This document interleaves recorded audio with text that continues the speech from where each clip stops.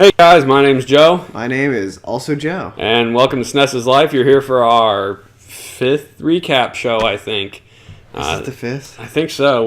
We've played 25 different games for the stream at this point. Yeah, that'd be the fifth then. So, let's kick right into it. So game number 1, Final Fight.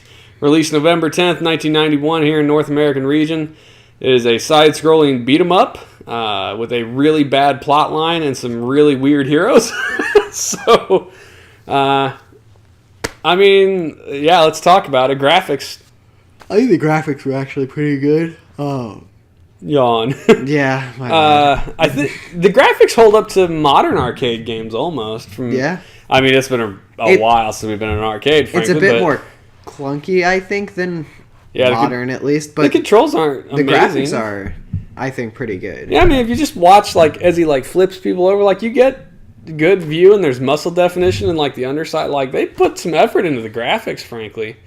Sound was okay. The music was okay. Other than that, you got, thump, thump, boof, boof, kick, yeah, ooh. Yeah, I mean, the sound was nothing to be amazed at, but it was solid enough. It was decent. Gameplay, like you said, a little clunky. Everybody has their special move, which this guy, I think, does a roundhouse kick. I liked Hager, who was spins around. Yeah, he did the old Zangief move from Street Fighter and just spun around. So, no, this was a pretty solid game. I'm pretty sure we both gave it a thumbs up. In fact, I'm almost positive we both gave it a thumbs up, as we are completely unprepared. But, pretty sure we gave everything this week thumbs up almost. So, almost. Next up on the list is Bill Laimbeer's Combat Basketball. Yeah, December 1st, 1991. There's not much to say about this game. The graphics weren't great. The sound wasn't great. I mean, you can see it now. Look at it. There was no sound, really. It was there was an occasional explosion. And an oof when you hit each other. Ooh. Ooh. Yeah, the sound was everything about the game wasn't good. The graphics weren't great, the sound wasn't great, the gameplay was not particularly wonderful. You could definitely overuse your tackle thing, yeah, right here. And then there's a limited space, but if you see the blue guy on the sidelines about to pass, and he could just tackle straight into him and take the ball like that. Which we figured out at some point, and we started doing because it just made sense from our perspective to kill each other that way. It was an interesting concept, and I'm sure... I definitely like the idea, yeah. I'm sure 5 years prior, when the game first came out, before it got to Super Nintendo, I think it was originally envisioned as an Atari game. So on an Atari, this would have probably been amazing. On Super Nintendo, not so much. This game earned a thumbs down from both of us. Yeah, it was not great, to say the least. Going into our next game, Final Fantasy II, November 23rd, 1991. Actually, Final Fantasy IV, but Final Fantasy II as it was released in the States. It's Final Fantasy, for God's sakes. The sprites are good. The graphics, when you think Final Fantasy... Unless you... We did look and talk about the newer Final Fantasies. Right. And they look a lot like more detailed World of Warcraft. If you didn't play... if you didn't come into the Final Fantasy franchise until probably Final Fantasy IX, then you probably don't get the historicalness of Final Fantasy. But Final Fantasy 1 through 8... pretty much all have the same menu layout, the same combat options for the most part, the same layout for the fights. Bless you. Thank you. Yeah, it's Final Fantasy. The graphics are okay, the sound is solid, the music's good, the gameplay is predictable if nothing else because it's Final Fantasy and they all played the same. This is a game Joey did not play it. I played Final Fantasy II. And as of right now, Joey finished Legend of Zelda Link to the Past for our Saturday nights, so I'll be continuing Final Fantasy II at this point, hopefully to completion, that or to enragement at the point at which I quit, but we'll see. Hopefully you don't quit. Yeah, I don't know. We both gave Final Fantasy 2 thumbs up. There you go. Next up is Darius Twin, November 30th, 1991. The horizontal side-scrolling shmup. I mean, there's not much to say about it beyond that, but... Personally, I'm a big fan of shmups. You are way better at them than me. I mean, I use save states a lot, but... Yeah, well.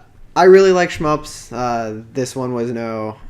Exception. Yeah. The music, I think, was okay. Ooh, I died. It was difficult. I died again. Yes, it was a difficult one. It wasn't UN Squadron difficult. No, we're close. But it was also difficult. It was difficult. I think the gameplay only really lacked in two places. One, the third level with the invisible boxes. Yeah, that was randomly blew you up. And two, if you're playing 2 players versus 1 player, it doesn't change the gameplay at all.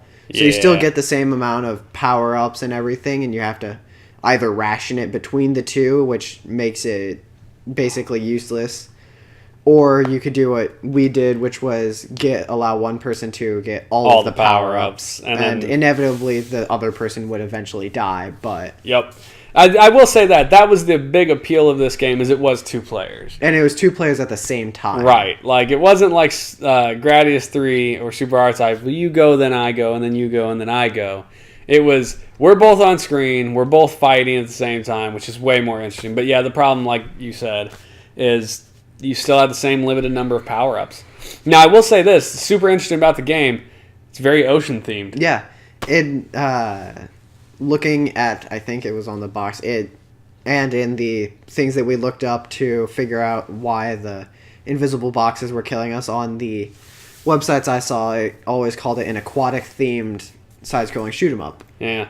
And it is very aquatic-themed. There are many bosses ranging from, fish to octopi to... squids. Yeah. Lots of interesting... Plus, this one where it gives you the first thing we've seen where it's kind of like the mappy option. The level choosing. I don't know that really made any kind of a difference. Nothing I saw online said that they changed, really. The only thing I saw was that different levels would give you different amounts of power-ups. Yeah, or different power-ups. But the levels otherwise were completely the same. Yep.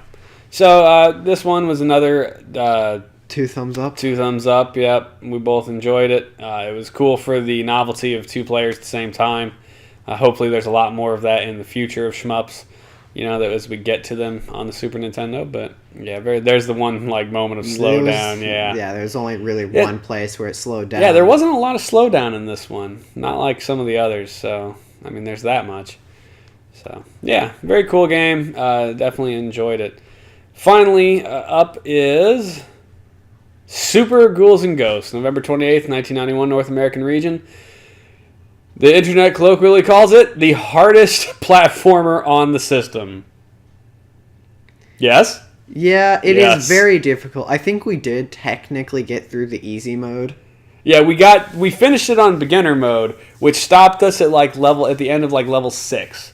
So there's 2 more levels past that, and it's congratulations, you finished it, but not really. The thing with the game is, it's very simple. There's jump. You hit jump again while you're in the air for a little double jump, and then there's shoot. And that's the limit of your controls.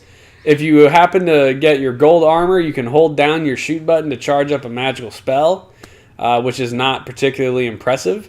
What makes the game insanely difficult is the fact that you get 2 hits. Even when your armor upgrades, it's 2 hits, and then you're dead.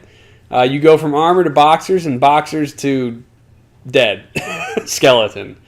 So, yeah. And it just throws enemies at you constantly. The other thing I think was really difficult was the fact that after you jump, you can't change it. There's no control in it at that point. So once you jump, you have to be sure that that is what you want to do before you jump. And then once you jump, there's no going back. And there's plenty of spots in the game where, as soon as you jump, you're like, no, that was the wrong thing to do. And then you die. It was, graphically speaking, the game was very cool. Yeah. The sound was pretty good. Gameplay was just I mean, it was difficult, hard. but yeah, it wasn't complicated by any stretch. It was just difficult. There was I remember one point in this first level right here. I jumped after all the enemies on screen were dead, and suddenly a zombie fell out of the tree and hit me. And I'm like, really? Like, nothing, just boop, there he is, you're dead. And I'm like, you game, you the horse you rode in on. So, yeah, Super Ghouls and Ghosts, though, we both gave it a thumbs up. For people who like a challenging game for the purpose of it being challenging, this is definitely one for y'all. Super Ghouls and Ghosts. if you do play it, I would suggest using save states unless you really are into like a challenge, because I don't think we would have gotten past the second level without save states. Indeed. All right, guys, so that's it. Thanks for joining us for the recap. And then we are one game already into the next set of 5 when this will come out. So please stick with us. Tell your friends, share us out there, get us some subscriptions and some likes and thumbs up. Join us on our social medias on Twitter, Facebook, Discord, and cgn.us. And that is it. So thanks a lot for watching this recap. Have a good night. See you guys.